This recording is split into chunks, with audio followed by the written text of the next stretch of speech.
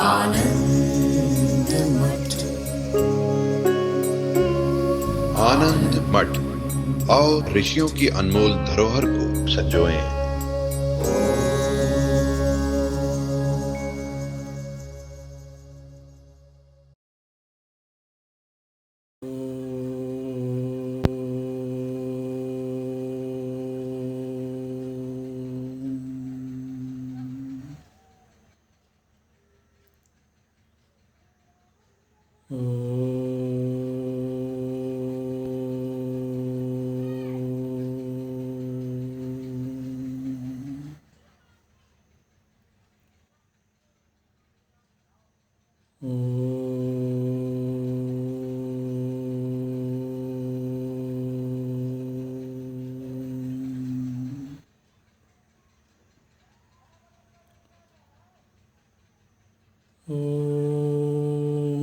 भद्रं कर्णेभिः शृणुयाम देवाः, भद्रं पश्येमाक्षभिर्यजत्राः, स्थिरैरङ्गैस्तुष्ट्वागुंसस्तनूभिः व्यशेम देवहितं यदायुः। स्वस्ति न इन्द्रो वृद्धस्रवाः, स्वस्ति नः पूषा विश्ववेदाः, स्वस्ति नस्तार्क्ष्यो अरिष्टनेमिः, स्वस्ति नो बृहस्पतिर्दधातु। ॐ शान्ति शान्ति शान्तिः।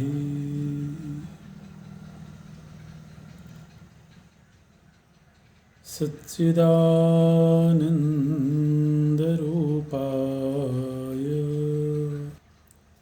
विश्वोत्पत्त्यादिहेतवे तापत्रयविनाशाय श्रीकृष्णाय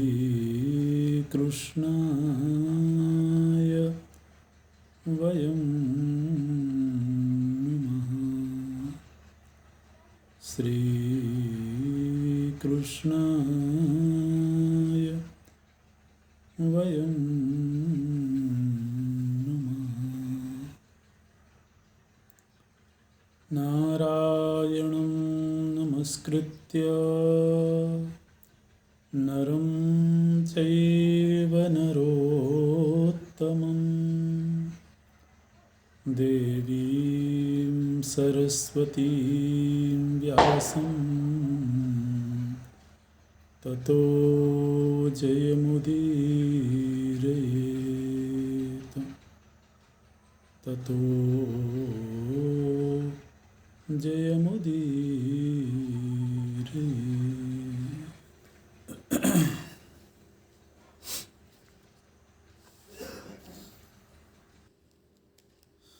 भगवान श्री कृष्ण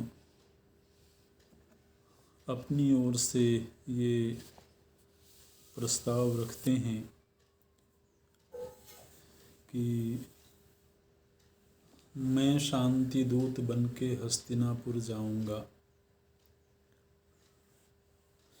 और मैं यह कोशिश करूंगा कि दोनों पक्षों का हित हो, दोनों पक्ष शांतिपूर्ण तरीके से मिलजुल करके रहें। और यदि मैं ऐसा कर पाया तो मैं समझूंगा कि ये एक बड़ा लोक कल्याणकारी कार्य हुआ है।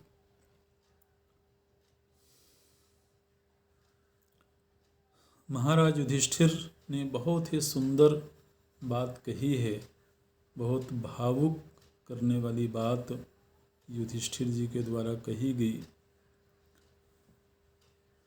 कि यदि आप वहाँ जाते हैं और दुर्योधन ने किसी भी प्रकार से आपकी अवमानना करी तो ये हम लोगों के लिए बहुत बड़े कष्ट की बात होगी और फिर हम ऐश्वर्य पाकर के भी सुखी नहीं हो पाएंगे कि हमारी वजह से श्री कृष्ण को दुष्टों के द्वारा अपमानित होना पड़ा। ये हमारे लिए बड़ी पीड़ा का प्रसंग होगा। इसलिए मैं नहीं समझता हूँ कि आप वहाँ जाएं। भगवान कृष्ण बोलते हैं कि महाराज, मैं जानता हूँ कि धृतराष्ट्र का पुत्र दुराचारी है। ये जानते हुए भी मैं वहाँ संधि के लिए जाना चाहता हूँ और यदि तो दुर्योधन ने कुछ भी अनिष्ट करने की सोची अथवा मेरे प्रति कुछ भी अशिष्ट व्यवहार किया तो मैं तत्क्षण ही समूचे कौरवों को नष्ट कर सकता हूँ। उसके लिए फिर युद्ध के प्रतीक्षा की भी क्या जरूरत है।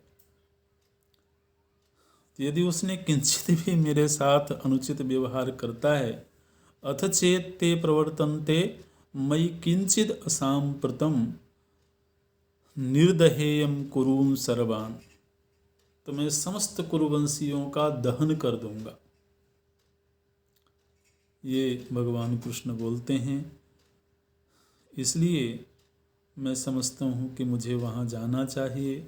न जातु गमनम पार्थ भवेत तत्र निरर्थकम, मेरा वहाँ जाना निरर्थक नहीं होगा और आप लोगों की अर्थ सिद्धि हो जाए, आप लोगों का काम बन जाए तो ये मेरे लिए बड़े प्रसन्नता की बात होगी।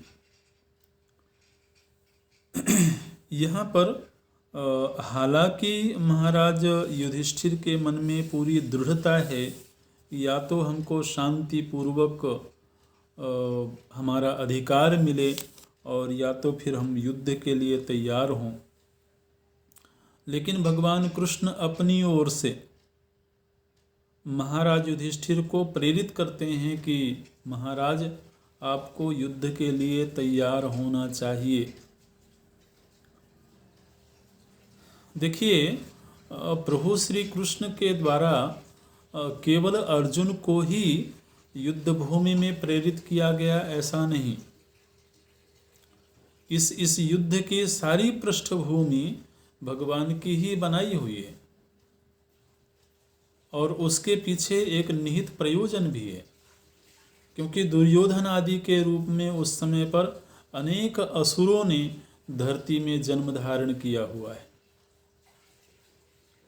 और असुरों का संहार करने के लिए ही प्रभु जी ने अवतार लिया हुआ है। इसलिए महाराज युधिष्ठिर से बोलते हैं कि मैं तो वहाँ शांति दूत के रूप में जाता हूँ, लेकिन फिर भी मैं भी जानता हूँ और आप भी जानते हैं कि दुर्योधन शांति नहीं चाहता है। शांतिपूर्ण तरीके से वह आपको आपका अधिकार नहीं देना चाहता है, लेकिन फिर भी मैं शांति दूत बन करके जाऊंगा। प्रभु जी भगवान कृष्ण की जो लीलाएं हुई हैं उनमें अनेक बार ये भगवान के ऊपर लांछन लगा है कि युद्ध के समय कई बार अधार्मिक तरीके से भी उन्होंने युद्ध लड़वाया। युद्ध के नियमों को ताक पर रख के भी उन्होंने लोगों को मरवाया है।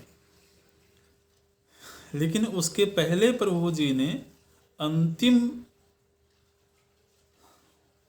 पुरुषार्थ किया है। ऐसा नहीं है। भगवान हालांकि पहले भी शांति दूत जा चुके हैं पुरोहित के रूप में, द्रुपद जी के पुरोहित गए हैं, लेकिन भगवान स्वयं जा कर के ये पूरी तरह से निश्चय कर लेना चाहते हैं कि हमने यूं ही युद्ध नहीं छेड़ दिया है, बल्कि हमने अंतिम समय तक ये कोशिश करी है कि हम शांति पूर्ण तरीके से ही समाधान निकालें। तो इसलिए कोई ये आरोप लगाए कि पांडवों ने अपनी ओर से युद्ध छेड़ दिया केवल सत्ता के लिए, ये आरोप ठीक नहीं। और ये आरोप ना लगे इसलिए भगवान जाना चाहते हैं। अच्छा, तो प्रभु जी ने यहाँ पर युधिष्ठिर महाराज को बार बार ये उत्साहित करने की चेष्टा करी है कि आपको दुर्योधन के वध के लिए हर संभव प्रयत्न करना ही चाहिए। इसलिए आप शांति का प्रस्ताव रख करके शिथिल मत होइए, आप पूरी तैयारी करिए युद्ध के लिए। यहाँ पर एक बड़ा विलक्षण प्रसंग आया है। जिस समय पर युधिष्ठिर जी और भगवान के बीच चर्चा हो रही है, उस समय भीमसेन ने भी अपनी बात रखी है। और भीमसेन का बड़ा विलक्षण रूप यहाँ पर देखने को मिला। भीमसेन ने कहा कि कृष्ण, आप वहाँ जाकर के ऐसी कोई बात मत करिएगा जिससे दुर्योधन और उग्र हो जाए। क्योंकि हम ये चाहते हैं कि हमारी वजह से भरत वंश का संहार हो, ये ठीक नहीं है। ये भीमसेन बोलते हैं। इसलिए हमारी ये मंशा है कि शांतिपूर्वक ही सुलह हो जाए। तो आप ऐसी ही बातें करिएगा जिससे कि दुर्योधन उग्र ना हो, वह शांतिपूर्ण तरीके से आपकी बात सुने और आपकी बातों में वो रीझ जाए और फिर वो हमारा अधिकार देने के लिए तैयार हो जाए। बोलते हैं यथा यथैव शांति स्यात् कुरूणाम मधुसूदन तथा तथैव भाषेथा मास्म युद्धेन भीषये। आप युद्ध के संदर्भ में बात मत करिएगा, आप शांति की बात करिएगा। भगवान कृष्ण सुनते हैं और भगवान कृष्ण बोलते हैं, भीम, आपके मुख से ऐसी बातें शोभा नहीं देती हैं। आपके मुख से इस तरह शांति की बात अच्छी नहीं लगती है। पहले तो भगवान हंसते हैं देर तक और हंसने के बाद बोले, भीमसेन, जिस समय पर आपको उग्र होना चाहिए उस समय आप ये शांति की बात कर रहे हैं। मैं समझता हूँ कि आप इस समय कायरता की बात करते हैं। मैं समझता हूँ कि शायद आप युद्ध से भयभीत हो रहे हैं, इसलिए ऐसी बातें करते हैं।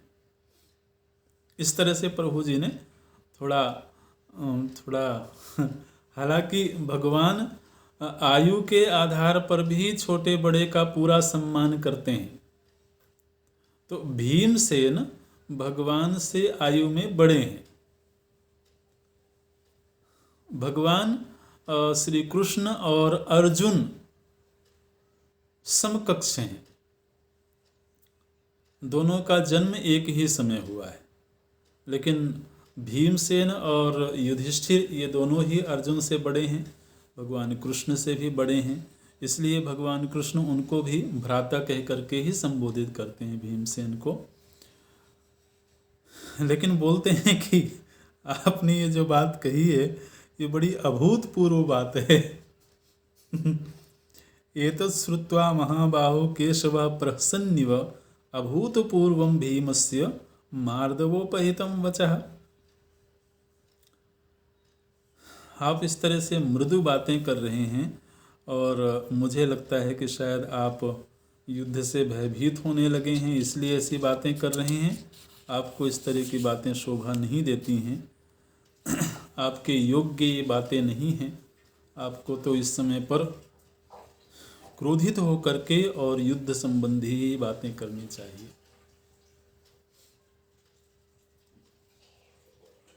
ये बिल्कुल वैसी ही बात है जब समुद्र लंघन की बात हो रही थी तो उस समय पर श्री हनुमान जी शांत बैठे हुए थे।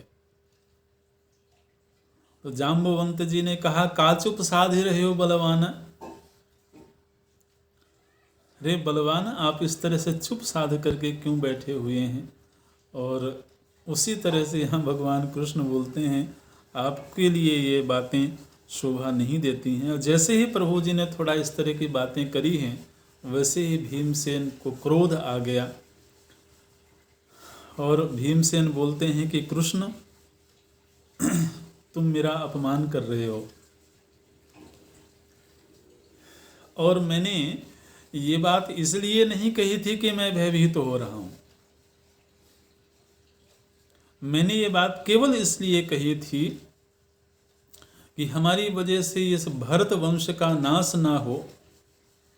यदि शांति के साथ ही चीज़ें सुलझ जाएं तो युद्ध कभी भी किसी भी कुल के लिए मंगलमयी तो नहीं होता है। तो केवल अपने कुल की रक्षा के लिए मैं ऐसी बात कर रहा था। और जहाँ तक मेरे पराक्रम की बात है तो अपने पराक्रम की थोड़ी सी यहाँ पर भीमसेन बातें करते हैं। बोलते हैं कि एक ओर स्वर्गलोक हो और दूसरी ओर धरती हो। धरती और स्वर्ग, इन दोनों के मध्य जितना कुछ है, इस सब को अपनी बाहुओं में मैं कैद कर सकता हूँ। इस तरह से बड़ी ओजस्वी वाणी का भीमसेन ने प्रयोग किया है। और ये सुनकर के भगवान को अच्छा लगा है, क्योंकि भगवान चाहते हैं इस समय कि युद्ध होवे। भगवान चाहते हैं कि इस समय जितने भी दुष्ट लोग हैं उनका संहार हो। अच्छा, तो ये चर्चा हो रही थी।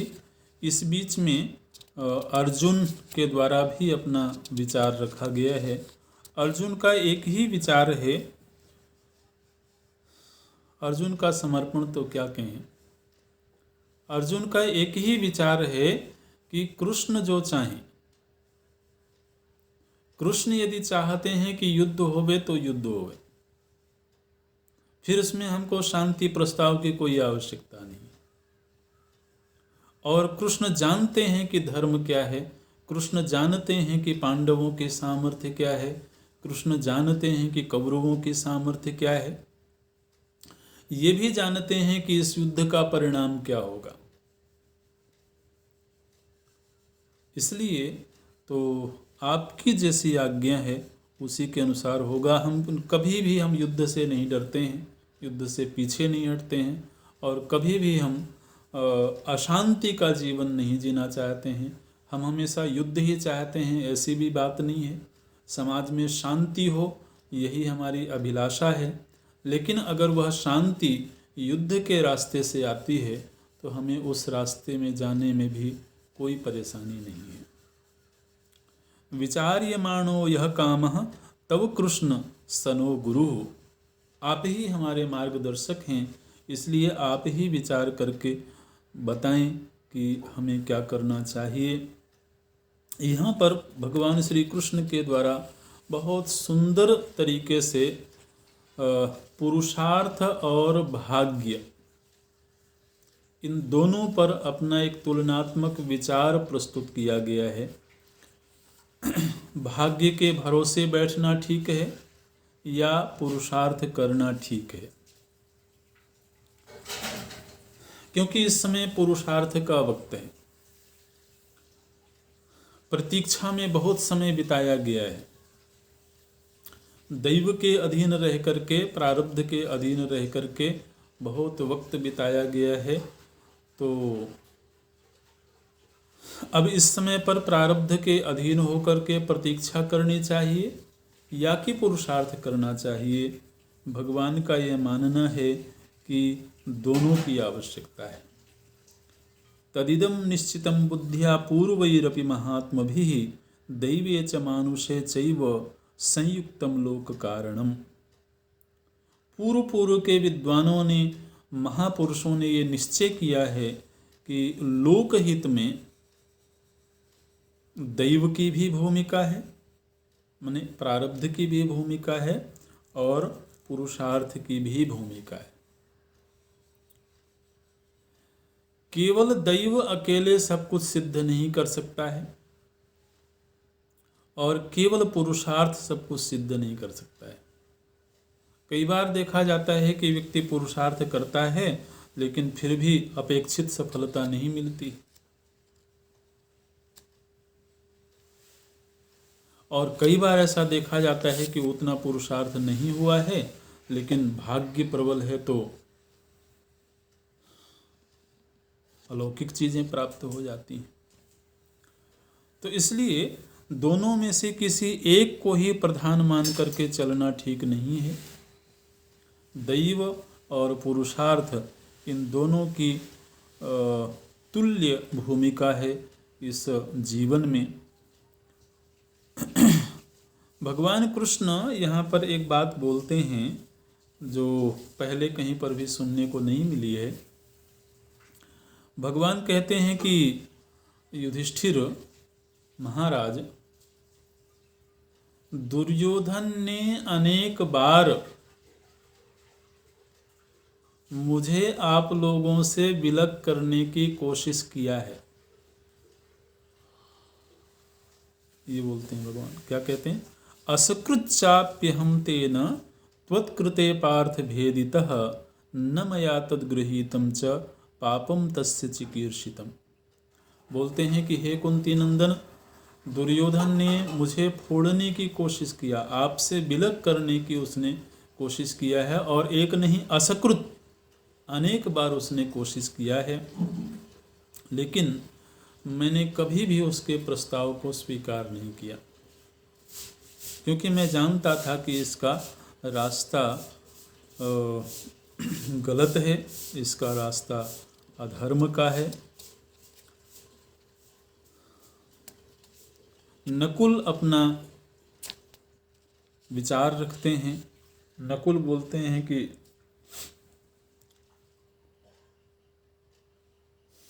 अन्यथा चिंतितो ह्यर्थः पुनर्भवति सोऽन्यथा अनित्यमतयो लोके नराः पुरुष सत्तम।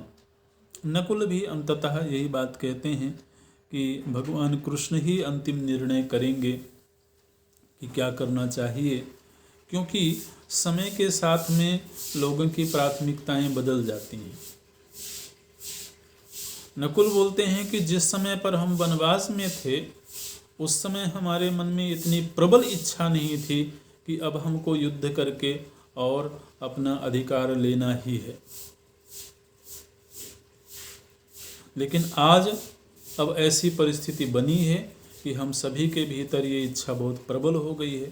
तो इसलिए समय के साथ साथ लोगों के विचार, लोगों की प्राथमिकताएं तो बदलती ही रहती हैं।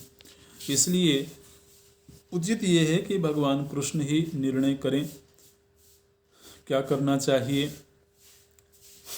इस बीच में माता द्रौपदी जी आई हैं सभा में, और माता द्रौपदी जी ने अपनी पीड़ा को व्यक्त किया है। द्रौपदी जी ने कहा कि कृष्ण, ये पांडव जब भी शांति प्रस्ताव की बात करते हैं तो मेरे हृदय में दाह उठती है, और खासतौर से भीमसेन ने जब इस तरह से शांति प्रस्ताव की बात करी तो मेरा हृदय तो पूरी तरह से विदीर्ण हो गया, क्योंकि भीमसेन से मैं ऐसी अपेक्षा नहीं करती थी।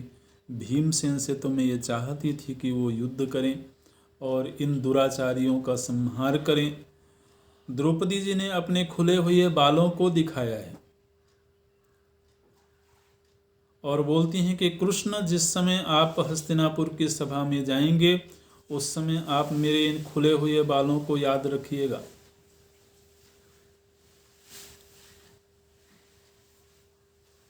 और ये बिना युद्ध के नहीं बंधेंगे।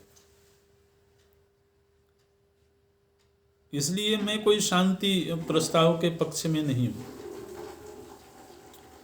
और यदि ये पांडव शांति चाहते हैं, यदि ये युद्ध से उपरत हो गए हैं, ये कायरता का प्रदर्शन करना चाहते हैं, तो भी मुझे कोई परेशानी नहीं है। मेरे पिता और मेरे भाई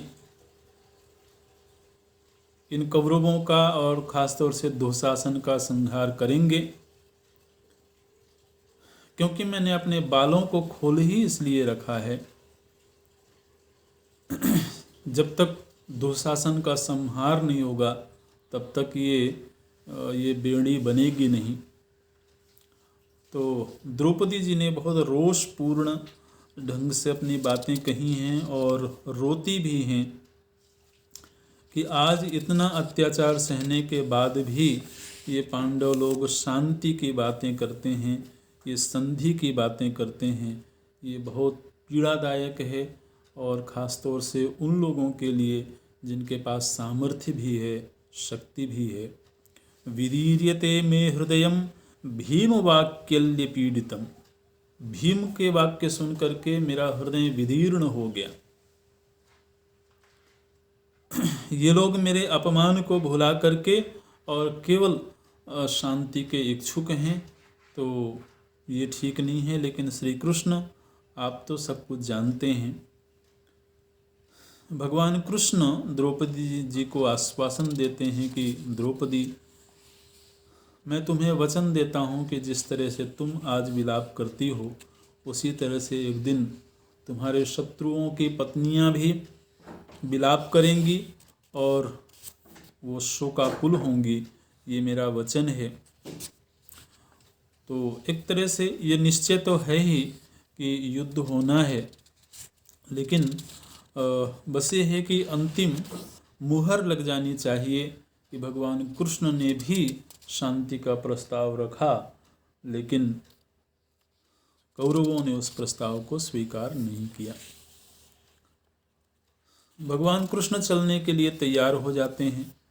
अपने रथ, भगवान के रथ को संचालित करते हैं सात्यकी। भगवान के जो सारथी हैं यहाँ, वो सात्यकी हैं। तो उन्होंने रथ को सजाया है और भगवान बोलते हैं कि केवल रथ ही नहीं बल्कि मेरे अस्त्र शस्त्र भी रथ में रख लिए जाएं, क्योंकि दुर्योधन का कोई भरोसा नहीं है, वह क्या करने लगे। अच्छा, भगवान चले हैं, पांडवों ने भगवान को विदा किया है। जिस समय पर प्रभु जी प्रस्थान करते हैं तो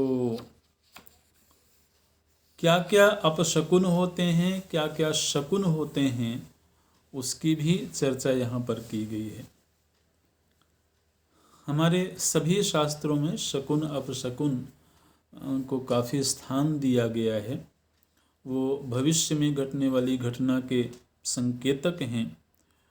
तो और प्रभु जी जब चलते हैं प्रातःकाल, तो किस तरह से वो मांगलिक कार्य करते हैं उसका भी वर्णन किया गया है। ब्राह्मणों के द्वारा मांगलिक स्तुतियाँ की जाती हैं, वेद पाठ किए जाते हैं। भगवान का प्रातः काल कैसा होता है उसका विस्तार से वर्णन है।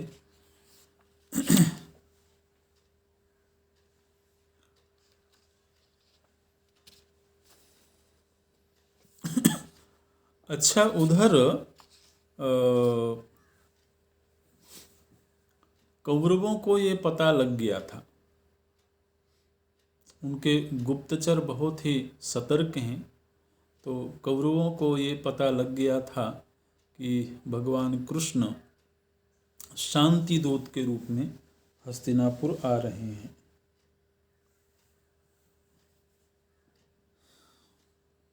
दुर्योधन ने महाराज धृतराष्ट्र की आज्ञा से जिस मार्ग से भगवान कृष्ण हस्तिनापुर आ रहे हैं, उस मार्ग में जगह जगह उनके ठहरने की व्यवस्था करवाई है। भगवान कृष्ण अकेले नहीं जा रहे हैं। भगवान कृष्ण के साथ में 10 महारथी हैं। भगवान कृष्ण वैसे भी अकेले चलते ही नहीं थे, वो तो अब द्वारिकाधीश है ना। तो द्वारिकाधीश मतलब राजा हैं, चाहे भले वो राजगद्दी पर न बैठते हों। द्वारिकाधीश होंगे तो वो अकेले थोड़ी चलेंगे, राजा कभी अकेले नहीं चलता है। तो उनके साथ में 10 महारथी चलते हैं और 1000 रथ चलते हैं।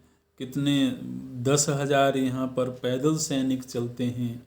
इस तरह से तो एक बहुत बड़ी संख्या में लोग हैं। तो दुर्योधन ने जगह जगह पर बहुत सुंदर निवास की व्यवस्था करवाई है।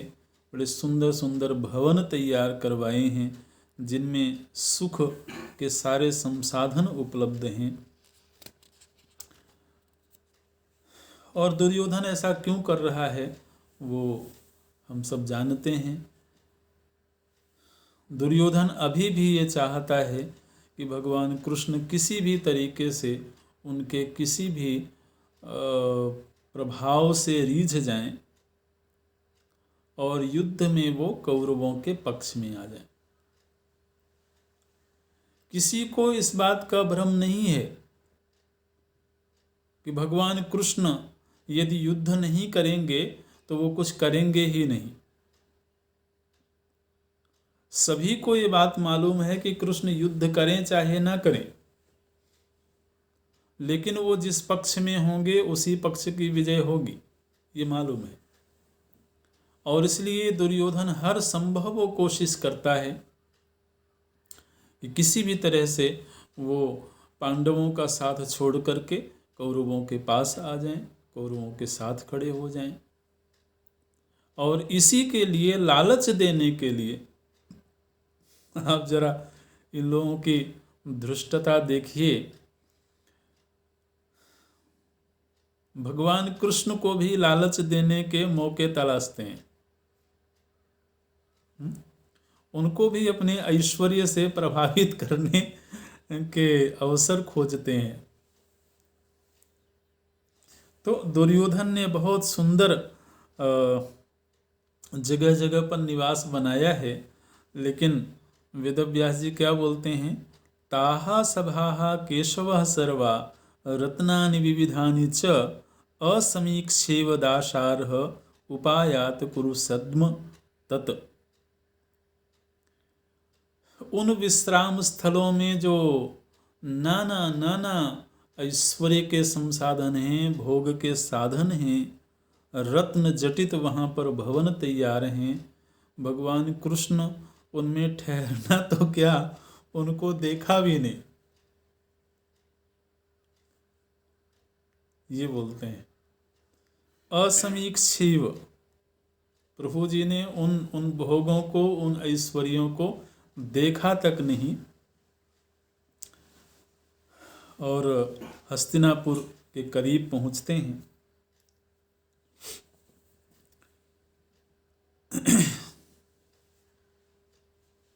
महाराज धृतराष्ट्र विदुर जी को बुला करके बोलते हैं कि विदुर, मैंने भगवान कृष्ण को उपहार देने के विषय में सोचा है। मैं जानता हूँ कि भगवान कृष्ण कितने प्रभावशाली हैं, क्या महिमा है उनकी। तो एक तो जहाँ तक उनके ठहरने की व्यवस्था है, तो जो दुःशासन का भवन है वो दुर्योधन के भवन से भी ज़्यादा ऐश्वर्य से भरा हुआ है। वो दुर्योधन से भी ज़्यादा सुख सुविधाओं से संपन्न है। इसलिए सबसे पहले तो दुःशासन के भवन को भगवान कृष्ण के ठहरने के लिए तैयार किया जाए,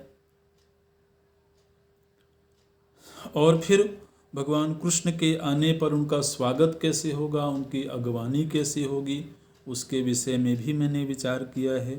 वो जब आएंगे यहाँ पर तो उनको क्या क्या उपहार में दिया जाना चाहिए वो मैं बताता हूँ। उनके स्वागत के लिए कौन जाएगा? तो सभी कौरव नगर के बाहर जाएंगे उनके स्वागत के लिए, और स्वर्ण कलश सजाए जाएंगे। नगर की जो स्त्रियां हैं वो सुंदर आरती की थाल लेकर के सब नगर के बाहर जाएंगी, उनका स्वागत करेंगे। और स्वागत में किसी भी प्रकार की कोई कमी नहीं होनी चाहिए। जब कृष्ण आएंगे तो उस समय क्या क्या उपहार में दिया जाएगा? तो बोलते हैं कि 4 घोड़ों से जुते हुए 16 सुवर्णमय रथ, 4 घोड़ों से जुते हुए 16 सुवर्णमय रथ भगवान कृष्ण को भेंट किया जाएगा, ऐसा मैंने सोचा है। 8 मतवाले हाथी उनको भेंट किए जाएंगे, जिनके दांतों में रत्न जटे होंगे, और सुंदर कांति वाली 100 दासियां उनको भेंट की जाएंगी। और इस तरह से वस्त्र क्या दिए जाएंगे, रत्न क्या दिए जाएंगे, इसका बहुत नाम लेते हैं कि ये चीज़ें उनको दी जाएंगी। विदुर जी से महाराज धृतराष्ट्र ये बातें करते हैं कि मैंने सोचा है, मेरे पास में एक बहुमूल्य मणि है जो दिन रात प्रकाशित होती है, वो मणि मैं चाहता हूँ कि उनको भेंट में दिया जाए, और उनको इत्र आदि भेंट में दिए जाएं, बहुमूल्य वस्त्र भेंट में दिए जाएं। ये सब महाराज धृतराष्ट्र ने जब विदुर जी से कहा तो विदुर जी बोलते हैं कि महाराज, ये जो इतनी बहुमूल्य वस्तुएं आप श्री कृष्ण को देना चाहते हैं, मैं जानता हूं कि आप क्यों देना चाहते हैं। बहुत बहुत खुल करके विदुर जी बोलते हैं। विदुर जी बोलते हैं, वास्तव में आप नहीं देना चाहते हैं, आप हृदय से ये सब नहीं देना चाहते हैं, आप ये सब दिखावा करके उनको ललचाना चाहते हैं। विदुर जी बोलते हैं, ये सब आपकी माया है, आपकी प्रवंचना है। मायेषा सत्यमेवैतत् छद्मयि तत् भूरि दक्षिणम। ये जो बहुत सारी दक्षिणा मतलब बहुत सारा भेंट देने की बात आप करते हैं, ये केवल आपका छल है। आप इन भेंटों के जरिए ये चाहते हैं कि कृष्ण किसी तरह से आपके पक्ष में हो जाए, लेकिन आप कृष्ण को जानते नहीं हैं। अगर वास्तव में आप श्री कृष्ण को कुछ देना चाहते हैं तो आप वो दीजिए जो मांगने के लिए कृष्ण आ रहे हैं। और मैं जानता हूं कि आप वो नहीं देना चाहते हैं। जिस प्रस्ताव को लेकर के श्री कृष्ण आ रहे हैं, आप उस प्रस्ताव को स्वीकार नहीं करना चाहते, ये मैं जानता हूं। और ये जो आप इतनी बड़ी बड़ी बातें करते हैं कि श्री कृष्ण त्रैलोक्य के अधिपति हैं, इसलिए उनको ये भेंट तो मिलनी ही चाहिए, ये भेंट तो मिलनी ही चाहिए, ये सिर्फ आप इसलिए कह रहे हैं क्योंकि आप उनकी महिमा तो जानते हैं। लेकिन आपकी परेशानी ये है कि ऐसी महिमा वाला व्यक्ति पांडवों के पक्ष में कैसे है। इसलिए किसी भी तरह से उनको भेंट दे करके, किसी भी प्रकार का प्रलोभन दे करके आप उनको अपने पक्ष में कर लो, इसलिए आप इतने स्वागत की बातें करते हैं। मैं जानता हूं आपने जो स्वागत सत्कार के विषय में कहा है, ये कोई आपके दिल में ऐसी कोई इच्छा नहीं है।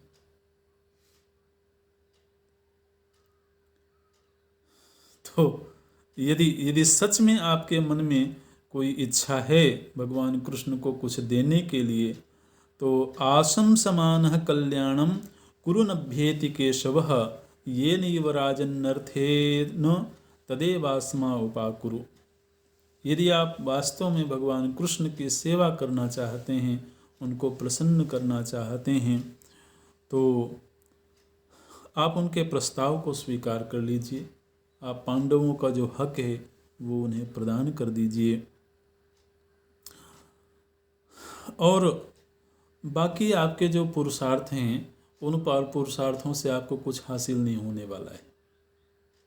आप अगर ये चाहते हो कि अर्जुन से श्री कृष्ण को अलग कर दिया जाए, तो मैं आपको पहले ही बताए देता हूँ, न च वित्तेन शक्योऽसौ नोद्यमेन न गर्हया अन्यो धनंजयात् कर्तुम एतत् तत्त्वं ब्रवीमिते। मैं ये आपको सत्य सत्य तत्व की बात बता रहा हूँ कि श्री कृष्ण को तो अर्जुन से ना तो धन दे करके अलग किया जा सकता है, न किसी भी प्रकार का कोई उद्योग करके अलग किया जा सकता है, और न ही उनका अपमान करके अलग किया जा सकता। तो आप ये सब बातें छोड़ दीजिए और आप उनको केवल उनकी बात मान लीजिए। आप जरा सोचें कि जब व्यक्ति सत्यवक्ता होता है तो वो इस बात से नहीं डरता है कि वो किसके सामने वो बात कह रहा है। और दूसरी तरफ जरा कौरवों की आप दशा देखें, या कहें कि दुर्दशा देखें, कि भगवान की महिमा को जानते हुए भी, भगवान की भगवत्ता को जानते हुए भी, जो सारी सृष्टि के सृजनहार हैं, उनको थोड़ी सी कुछ वस्तुओं को दे करके लुभाने की चेष्टा, ये सरासर मूर्खता नहीं तो और क्या है। दूसरी बात ये देखने की है कि इतने बड़े बड़े लोगों के समझाने के बावजूद व्यक्ति के हृदय में कई बार मोह कितना गहरा हो जाता है कि सब कुछ जानते समझते हुए भी वह अधर्म के मार्ग को आसानी से छोड़ना नहीं चाहता है। उसी सभा में दुर्योधन बैठा हुआ था, तो दुर्योधन ने अपनी बात कही है। दुर्योधन कहता है कि मैं ये जानता हूँ कि श्री कृष्ण को किसी भी तरह से पांडवों से विलग नहीं किया जा सकता है, श्री कृष्ण को तोड़ा नहीं जा सकता है। ये सब ऐश्वर्य दिखा करके, सुख सुविधाएं दिखा करके। इसलिए मेरा तो ये मानना है कि श्री कृष्ण को कुछ न दिया जाए। अच्छा, क्यों कुछ न दिया जाए? अब देखिए, ये अहंकार के कितने रूप होते हैं। अगर हम श्री कृष्ण को भेंट में कुछ देंगे तो कृष्ण उसे हमारी कमजोरी समझेंगे।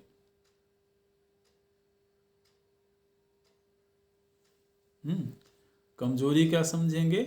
कि ये मुझे इस तरह की बहुमूल्य वस्तुएं दे करके और मुझे अपने अधीन करना चाहते हैं।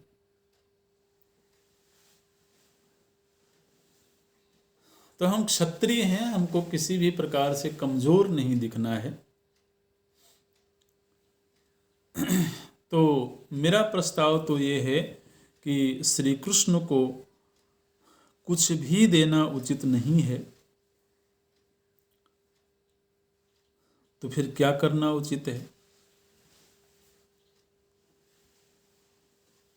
दुर्योधन बोलता है कि मेरा प्रस्ताव ये है, और आप सभी लोग इसमें मैं समझता हूँ कि सहमत होंगे। और ये करना कैसे है, बस केवल ये सोचने की बात है। मैं ये चाहता हूँ कि श्री कृष्ण के यहाँ आने पर उनको कैद कर लिया जाए।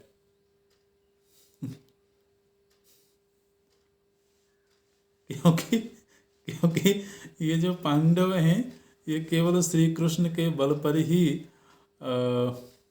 ये सोचते हैं कि कौरवों के ऊपर विजयी हो जाएंगे। तो यदि हम श्री कृष्ण को कैद ही कर लेंगे तो फिर तो पांडव वैसे भी बेसहारे हो जाएंगे।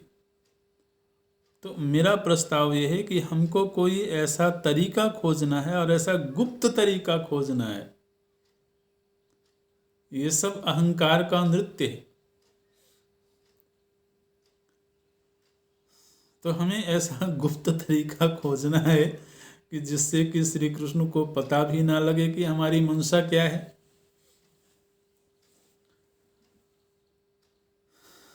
और वो कैद भी हो जाए।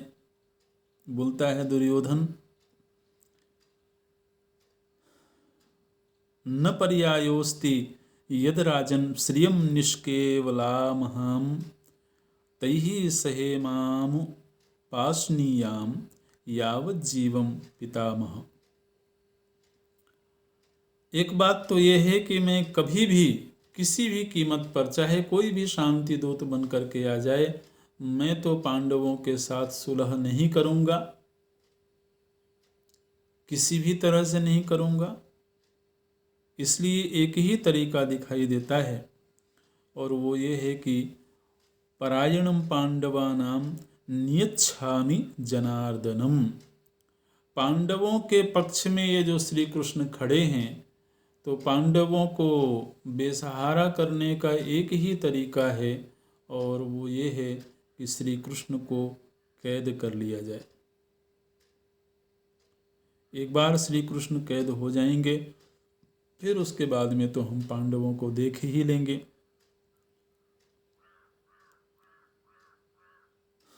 इस बात से तो खैर उस सभा में कोई भी सहमत नहीं होगा, क्योंकि श्री कृष्ण के शक्ति को जानते हैं।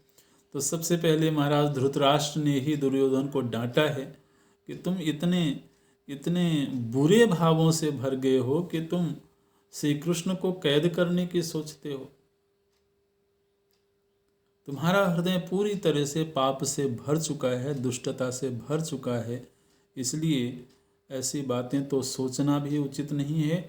एक तो वो भगवान हैं, शक्ति संपन्न हैं, और दूसरे इस समय वो दूत बन करके आ रहे हैं। और किसी भी संस्कृति में, किसी भी राष्ट्र में ये कहीं का संविधान नहीं कहता है कि दूत को कैद किया जाए।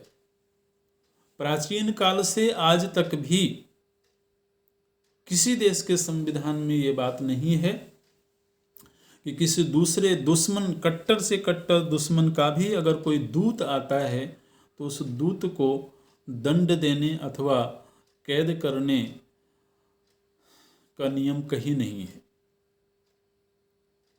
इसलिए ये तुम्हारा सोचना ही बहुत धृष्टतापूर्ण है। और भीष्म पितामह तो बहुत डांट लगाते हैं, बोलते हैं कि धृतराष्ट्र, तुम्हारा यह पुत्र पूरी तरह से काल के वश में हो चुका है, इसलिए अशक्य अनुष्ठान जो संभव नहीं है वो भी करने की ये चेष्टा करता है। और इससे तो यदि कल इस कुल को नष्ट होना होगा तो आज ही नष्ट हो जाएगा। और देखिए, हम लोगों ने पहले भी देखा था, एक प्रसंग आया था जहाँ पर कि भगवान वेदव्यास जी बोलते हैं कि जिस समय पर देवता किसी को दंड देना चाहते हैं तो उस समय वो डंडा लेकर के खड़े नहीं होते हैं। देवता जब किसी को दंडित करना चाहते हैं तो वो उसकी बुद्धि को बिगाड़ देते हैं, उसकी बुद्धि को विकृत कर देते हैं। और वही स्थिति इस समय पर महाराज धृतराष्ट्र और दुर्योधन की है। एक तरफ भगवान की महिमा भी जान रहे हैं, दूसरी तरफ वो प्रलोभन दे करके उनको अपने पक्ष में करना चाहते हैं। अंततः ये तय हुआ है कि उनका पूरे सम्मान के साथ स्वागत किया जाएगा, सत्कार किया जाएगा और फिर वो आकर के जो भी प्रस्ताव रखते हैं उस पर मंथन किया जाएगा। और अब भगवान कृष्ण हस्तिनापुर में पधारेंगे और आगे क्या चर्चा बढ़ती है अगली कक्षा में देखेंगे। ओम पूर्णमदः पूर्णमिदं पूर्णात् पूर्णमुदच्यते पूर्णस्य पूर्णमादाय पूर्णमेवावशिष्यते। ओम शांति शांति शांति। हरि ओम। श्री गुरुभ्यो